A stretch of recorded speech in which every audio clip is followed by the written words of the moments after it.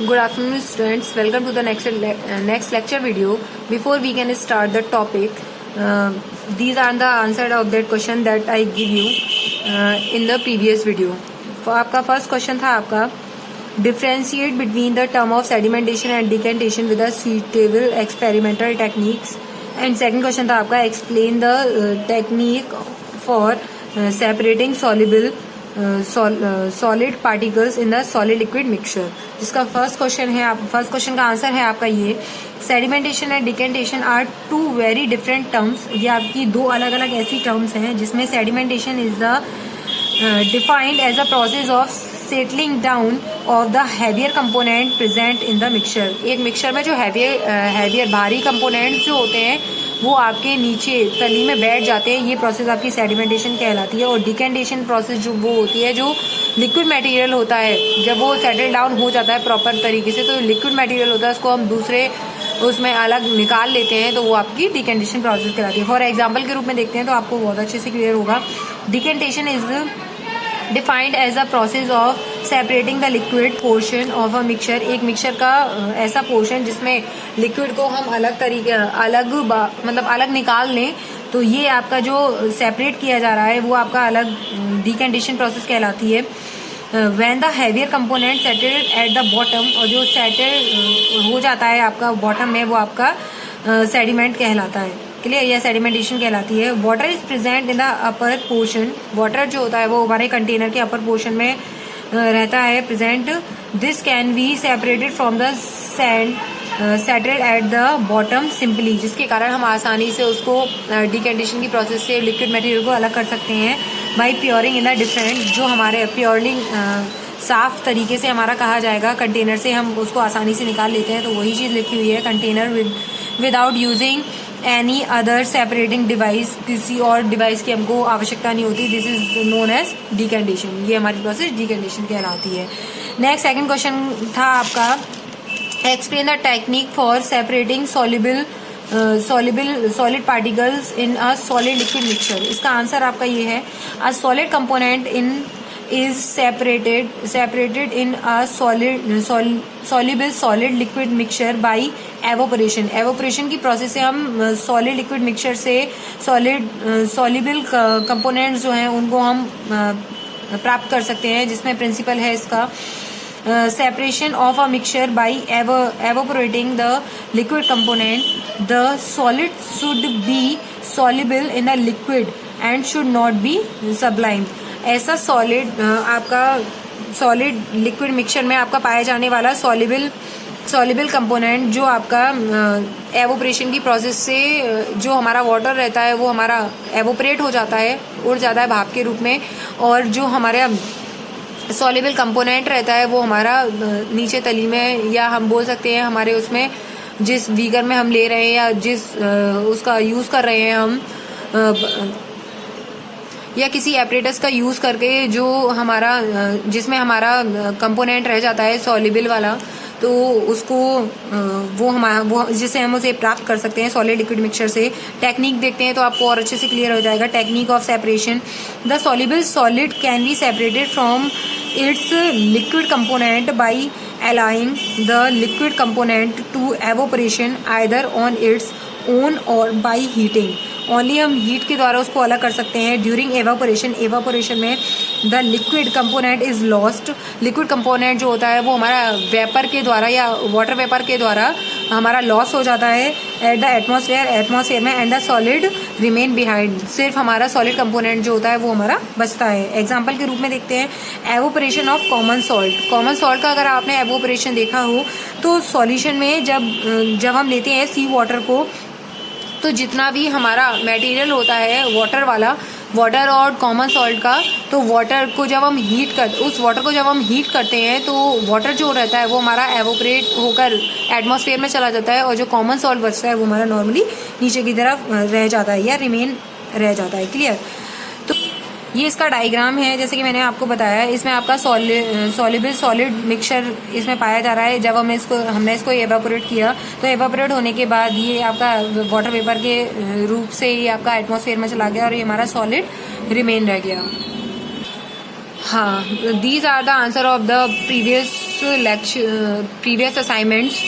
Now start the topic. This is your recap class. मैं अब आपको चैप्टर 1 से recap वीडियोस प्रोवाइड करा रही हूँ. जैसे कि मैंने आपको पहले बता दिया है इंट्रोडक्शन मीनिंग ऑफ केमिस्ट्री के बारे में, उसके बारे में थोड़ा और बताती हूँ. जैसे मैंने बताया था आपको, साइंस को हमने 3 पार्ट्स में डिवाइड किया था, फिजिक्स, केमिस्ट्री, बायो, जिसमें फिजिक्स बताता है आपको deals with different form of energy, different form of energy के बारे में, like light source, heat, electrical etcetera. Chemistry में आपका chemistry deal with the study of substance, ये आपकी सब्सटेंस की स्टडी को बताती है, लाइक कंपोजिशन, प्रिपरेशंस और रिएक्शंस को एक्सेट्रा. एंड बायोलॉजी में आपकी deals with study of living organism, ये आपके लिविंग ऑर्गेनिज्म की स्टडी को बताती है, लाइक प्लांट जो है वो आप बॉटनी में स्टडी करेंगे एंड एनिमल की आप जूलॉजी में करेंगे. फॉर द एग्जाम्पल मैं आपको बताती हूँ. फिजिक्स में आप मैंने form of energy like light, sound, heat और इलेक्ट्रिकल, इनके बारे में आप स्टडी करेंगे. एंड केमिस्ट्री में आप कंपोजिशन, प्रिपरेशन और रिएक्शंस के बारे में. एंड लास्ट आपका बायोलॉजी में प्लांट्स, बॉटनी में और एनिमल आपकी जूलॉजी में आप स्टडी करेंगे. जिसमें आपकी केमिस्ट्री की 2 मेन ब्रांचेस मैंने आपको बताई थी. इनऑर्गेनिक केमिस्ट्री में include study of innumerable elements and compounds including metal और नॉन मेटल, और इसमें आप इनकी स्टडी करेंगे. एंड द ऑर्गेनिक केमिस्ट्री में include study of specific carbon compound build up mainly of carbon और हाइड्रोजन, आप इसकी स्टडी करेंगे. क्लियर. तो नेक्स्ट इसी में मैंने टॉपिक आपको बताया था एपरेटस के बारे में, जिसमें आपने टेस्ट ट्यूब, बीकर्स, फ्लास्क, इनके बारे में पढ़ा था.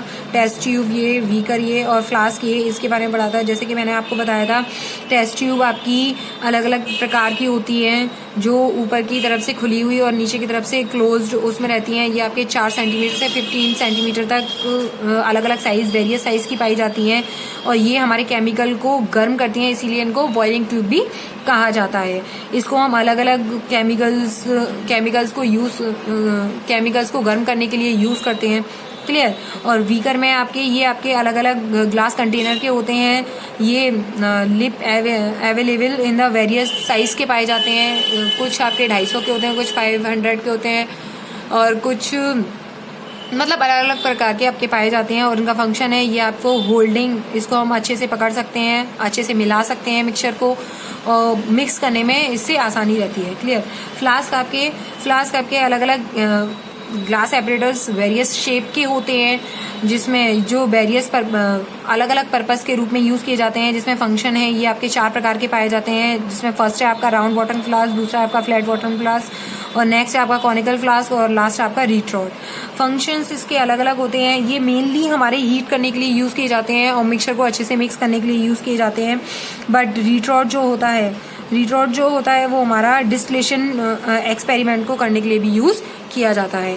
ऐसे ही नेक्स्ट है आपका होल्डर्स भी आपके 4 प्रकार के होते हैं. Test tube holder, test tube stand, retort stand, tripod stand and wire gauze. ये आपके 4 प्रकार के होते हैं. जिसमें फर्स्ट जो है टेस्ट ट्यूब होल्डर, ये आपके मेटेलिक क्लैप के बने हुए होते हैं, जो फिक्स रहते हैं वुडन हैंडल से. इसके फंक्शंस अलग अलग होते हैं.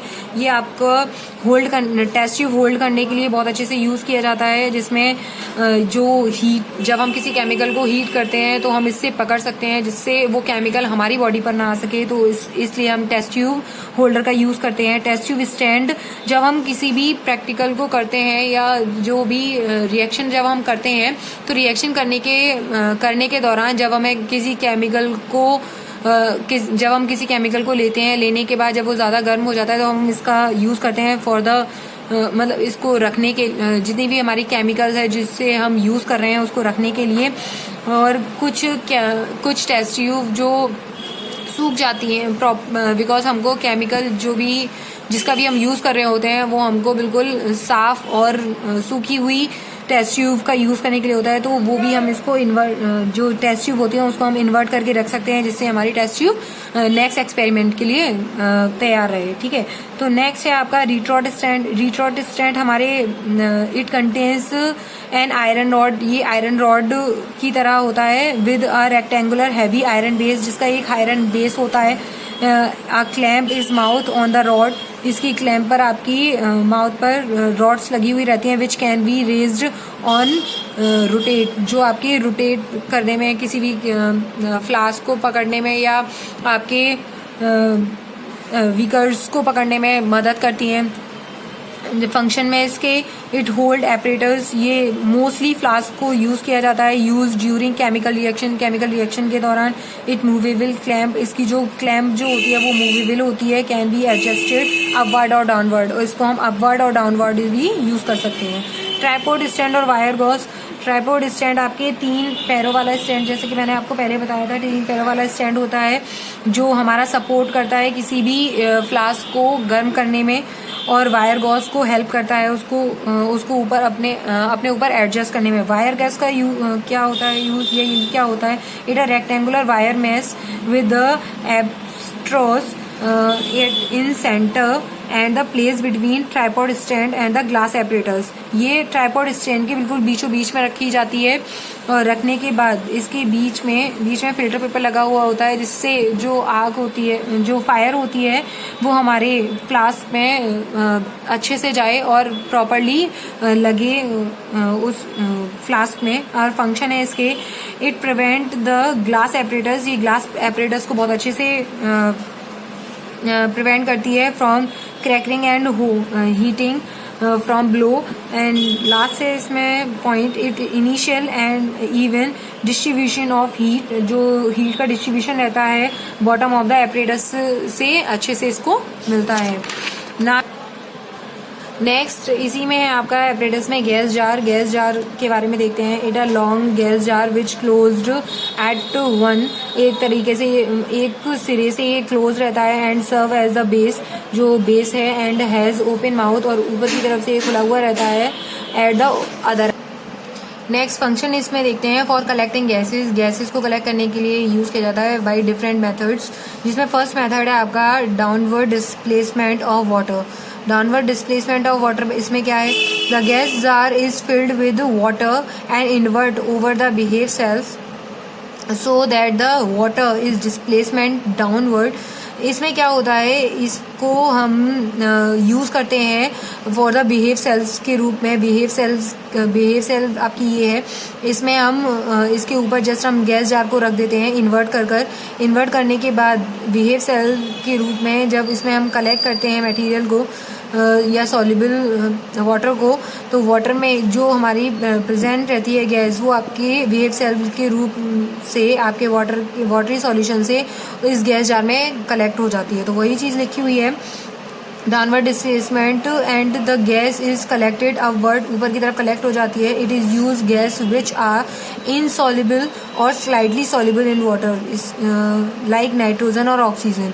इसमें जो गैस रहती है ये आपकी कुछ ये सॉल्युबल नहीं होती है, आपकी इनसॉल्युबल होती है आपकी वाटर में, और स्लाइटली सॉल्युबल मतलब कम मात्रा में सॉल्युबल होती है वाटर में, लाइक नाइट्रोजन और ऑक्सीजन।